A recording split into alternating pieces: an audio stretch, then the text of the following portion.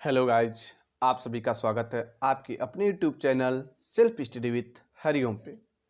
आज हम लोग दिल्ली सल्तनत को पढ़ेंगे और दिल्ली सल्तनत में किस प्रकार किन वंशों ने शासन किया है यहाँ पे हम समझने का प्रयास करेंगे।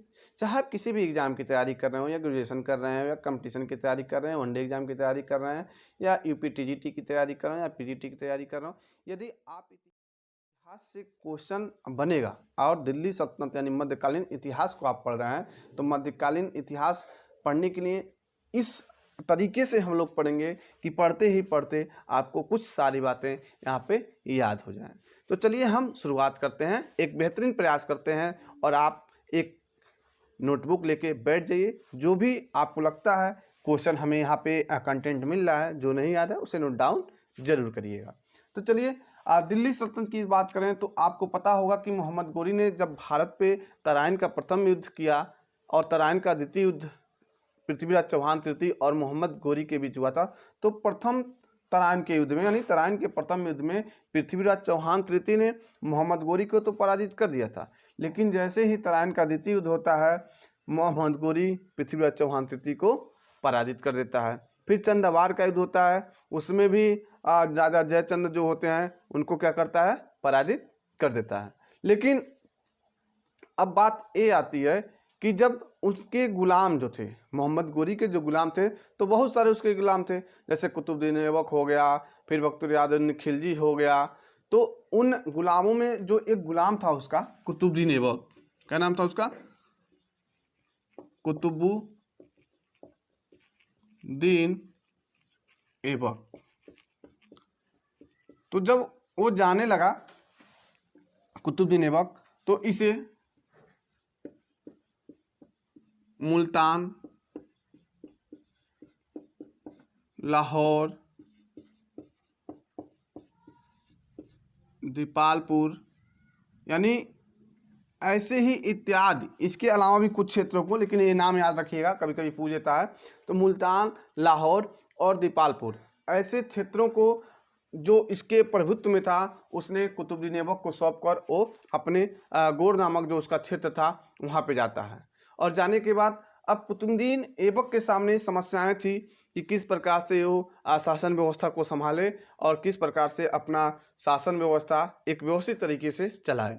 तो सबसे बड़ी बात है, हम कुतुबुद्दीन ऐबक को पढ़ने से पहले जो दिल्ली सल्तनत के अंतर्गत हमें 5 राजवंशों को पढ़ना है, थोड़ा मैं एक प्रारूप बताना चाहता हूं कि आपको ये पता चल जाए कि दिल्ली सल्तनत में हमें किन किन वंशों को पढ़ना है, क्योंकि कभी कभी डायरेक्ट वंश से ही क्वेश्चन बन जाता। तो मैं ये नहीं चाहता हूं कि आप गुलाम वंश पढ़िए फिर गुलाम वंश के बारे में मैं बताऊं। बस मैं एक ये तरीका बता दूं कि देखिए, जितना पढ़ना जरूरी है उससे कई गुना ये जानना जरूरी है कि हमें क्या पढ़ना है। बहुत ही मार्के की बात बता रहा हूँ, इसे आप लोग जरूर समझिएगा। तो सबसे पहले आपको ये जानना होगा कि दिल्ली सल्तनत के अंतर्गत जो 5 वंश हैं, कितने वंश हैं, 5 वंश हैं, उसे हम यहाँ पे समझने का प्रयास करेंगे कि इन 5 वंशों में कौन कौन से जो वंश हैं जो दिल्ली सल्तनत पे शासन किए हैं। तो सबसे पहला वंश है आपका गुलाम वंश। सबसे पहला जो वंश है गुलाम वंश है। इसका जो शासन कब है बता दीजिए, अगर पता हो तो कमेंट में ज़रूर करके बताइए। 1206 से लेके 1290 ईस्वी तक, 1206 से लेके 1290 ईस्वी तक। दूसरा जो आपका वंश है गुलाम वंश के बाद खिलजी वंश है। कौन सा वंश है, खिलजी वंश है।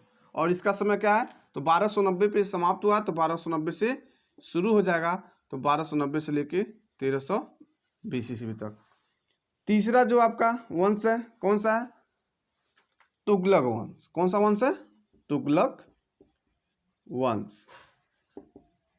और तुगलक वंश का समय क्या है बताइए, 1320 से लेके 1414 तक। ठीक है, इसके बाद कौन सा वंश आएगा बताइए, सैयद वंश। कौन सा आएगा, सैयद वंश। और सैयद वंश की जो समय है 1414 से लेके 1451 तक। उसके बाद आपका कौन सा वंश आएगा, लास्ट लोधी वंश। कौन सा वंश आएगा बताइए, लोधी वंश। और लोधी वंश का जो समय था 1451 से लेके 1526 ईस्वी तक।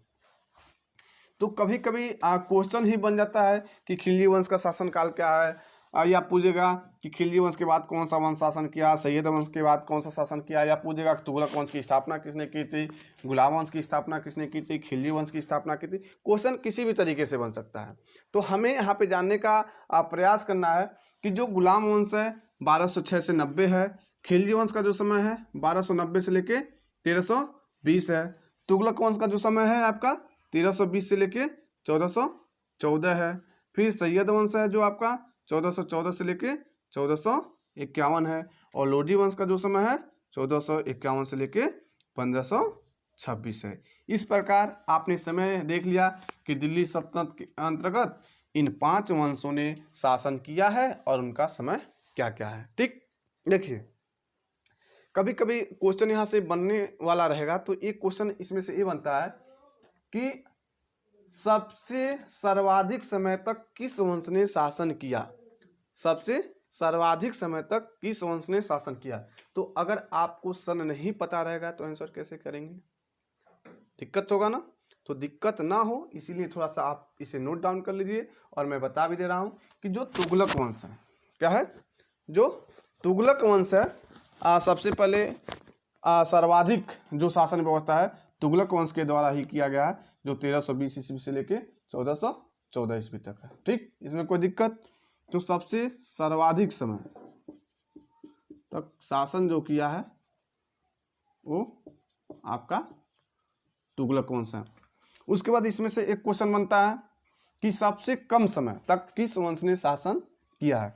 तो सबसे कम समय जो शासन किया है आपका खिलजी वंश है, इसे भी आप नोट डाउन कर लीजिए। तो जो खिलजी वंश है सबसे कम समय, और जो तुगलक वंश है सबसे सर्वाधिक समय तक इन्होंने शासन किया है। लगे हाथ हम यहाँ पे ये भी समझ लेते हैं कि इस वंश की स्थापना किसने की थी। ठीक है, क्योंकि कभी कभी क्वेश्चन अगर बन जाए तो मैं ये नहीं चाहता हूँ कि आप क्वेश्चन, और वनडे एग्जाम के लिए तो विशेष रूप से यहाँ से क्वेश्चन बनता है, इसलिए आप समझ लीजिए कि गुलाम वंश की स्थापना किसने की थी। और अगर गुलाम वंश की स्थापना की बात की जाए तो आपको पता है कि जो मोहम्मद गोरी था उसका कोई पुत्र नहीं था, और वो कहा करता था कि किसी राजा के 1 या 2 पुत्र हो सकते हैं, लेकिन मेरे तो हजारों तुर्क गुलाम पुत्र हैं जो मेरी मृत्यु के बाद भी मेरे नाम का खुतबा पढ़ेंगे।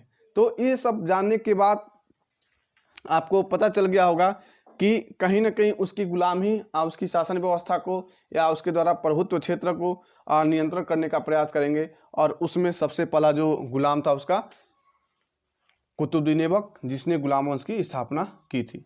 तो गुलाम वंश की स्थापना किसने की थी, मैं यहाँ पे लिखता हूँ, आप नोट डाउन कर लीजिए या समझते रहिए।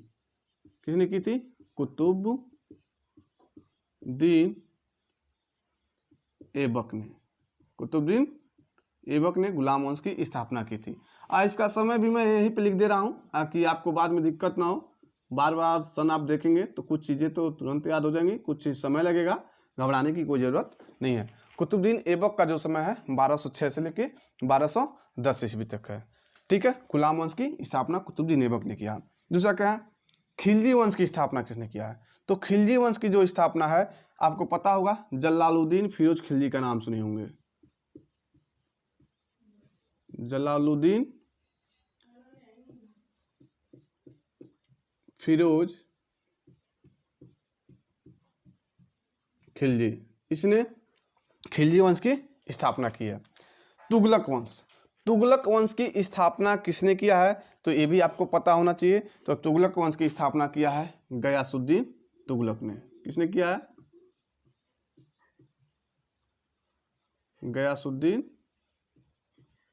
तुगलक ने तुगलक वंश की स्थापना की है। सैयद वंश, सैयद वंश की स्थापना किसने की है, तो सैयद वंश की स्थापना भी खिज्र खां ने किया है। सैयद वंश की स्थापना किसने किया है, खिज्र खां ने किया है। और लोधी वंश का तो आप जानते ही होंगे कि लोधी वंश की स्थापना बहलोल लोधी ने किया है। किसने किया है, बहलोल लोधी ने। तो इस प्रकार आपने दिल्ली सल्तनत के अंतर्गत देखा कि किस वंशों ने शासन किया है और उनका समय क्या है और उनके स्थापना किसने किया है। तो ये सभी जो भी बातें मैं बता रहा हूँ, इम्पॉर्टेंट बता रहा हूँ, इसे आपको जानना चाहिए और इससे आपका समझ भी विकसित होगा कि मध्यकालीन इतिहास के अंतर्गत हमें इन वंशों के बारे में पढ़ना है। और इसके बाद एक वंश है मुगल वंश, दिल्ली सल्तनत के अंतर्गत ये 5 वंशों को पढ़ना है, उसके बाद मुगल वंश को पढ़ना है, बस मध्यकालीन आपका समाप्त हो जाएगा। लेकिन ध्यान रहे कि अब इसके अंतर्गत गुलाम वंश के अंतर्गत कितने शासक हैं, जैसे कुतुबुद्दीन ऐबक हो गया, रजिया सुल्तान हो गया, इल्तुतमिश हो गया, आराम शाह हो गया, ठीक है, मैं क्रमबद्ध नहीं बता रहा हूँ, लेकिन ये सब शासक हैं। रजिया सुल्तान हो गया, बलबन हो गया, ठीक है, कैक्युबाद हो गया, शमसुद्दीन कैमुअर्स हो गया। हम लोग एक एक करके उनकी शासन व्यवस्था को पढ़ेंगे, उनकी स्थापत्य कला के बारे में पढ़ेंगे। तो आपको घबराने की ज़रूरत नहीं है। अगर वीडियो आपको अच्छा लग रहा हो, इन्जॉय अगर आपको मिल रहा हो कि हम पढ़ते पढ़ते आपको कुछ सारी बातें यहाँ पे याद कराने का भी प्रयास करेंगे, तो चैनल को क्या करिए, सब्सक्राइब कर लीजिए। अगर अच्छा लग रहा हो तो आप वीडियो देखिए, वीडियो देखने के बाद यदि लग रहा है वास्तव में आपको एक ऐसा प्लेटफॉर्म मिल रहा है कि आपको कुछ बातें यहाँ से याद होंगी, चैनल को सब्सक्राइब करके बगल में आइकन को प्रेस कर लीजिए और वीडियो को अधिक से अधिक शेयर भी कर दीजिए। चलिए मैं एक बार रिवीजन करा देता हूँ कि गुलाम वंश जो है 1206 से 1290 तक चलता है, खिलजी वंश जो है 1290 से 1320 तक चलता है, तुगलक वंश जो है 1320 से 1414 तक चलता है, सैयद वंश जो है 14 से 51 तक चलता है, लोधी वंश जो है आपका 1451 से 1526 तक चलता है। गुलाम वंश की स्थापना कुतुबुद्दीन ऐबक करता है, खिलजी वंश की स्थापना आपका जलालुद्दीन फिरोज खिलजी करता है, तुगलक वंश की स्थापना आपका गयासुद्दीन तुगलक करता है, सैयद वंश की स्थापना आपका खिज्र खां करता है और लोधी वंश की स्थापना बहलोल लोधी करता है। अगर नहीं याद हो रहा तो बकलोल लोधी याद कर लीजिए, आपको तुरंत याद हो जाएगा, ठीक है। लेकिन बहलोल लोधी, और इसकी स्थापना कुतुबुद्दीन ऐबक ने किया था। खिलजी वंश की स्थापना जलालुद्दीन फिरोज खिलजी ने किया था। मैंने रिवीजन देखिए, जितनी बार आप रिवीजन करेंगे उतना आपको बेनिफिट मिलेगा, ठीक है।